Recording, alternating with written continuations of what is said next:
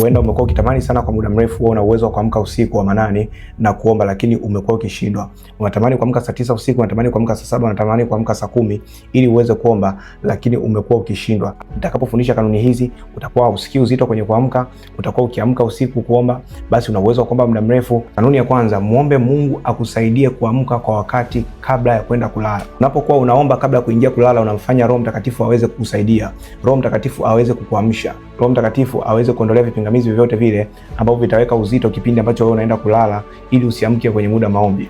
Unajua kitu ambacho watu wengi wakijui ni kwamba unapokwenda kulala, watu wengi wanashindwa kuamka ni kwa sababu kuna roho ya uzito ambayo inakuwa inapanda kwenye mioyo yao. Kuna roho ya uzito ambayo inaweza kupanda kwenye mwili wako. Kipindi unachotaka kuamka, unashangaa unazidi kusikia usingizi mzito, ama kipindi unachotaka kuamka, unashangaa unasikia ile hali ya uzito. Kuamka unatamani, lakini unajikuta kwamba unashindwa kuamka kwenye maombi. Unatamani, jamani, natamani niamke kwenye maombi niweze kuomba, lakini kwa nini unashindwa kuamka? Ni kwa sababu mtu anaweza akawekewa roho ya uzito kipindi ambacho anakwenda kulala, kwa sababu shetani anakuwa anajua wewe utakapoamka utakuwa na uwezo wa kuharibu kazi zake.